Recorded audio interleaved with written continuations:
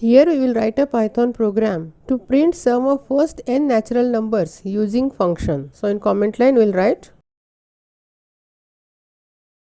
For this, first we will define function with def keyword as find sum with one parameter as n, which is the n number up to which we are going to find the sum.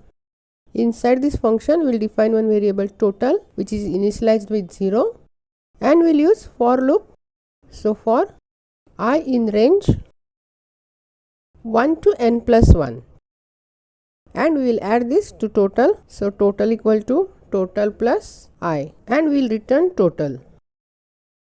Then outside the function we will accept nth term from the user. So n equal to int input, enter nth term, and we will call the function find sum, and we will pass n as a parameter. Since the function is returning the value, we will call this function in print statement.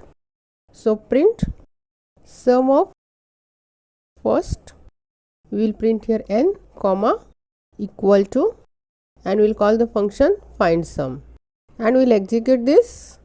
I will enter nth term as 5. It will print sum of first 5 number is 15. We can use here total plus equal to I, which is same as total equal to total plus I, and if we execute, I will enter nth term as 5. It will print 15.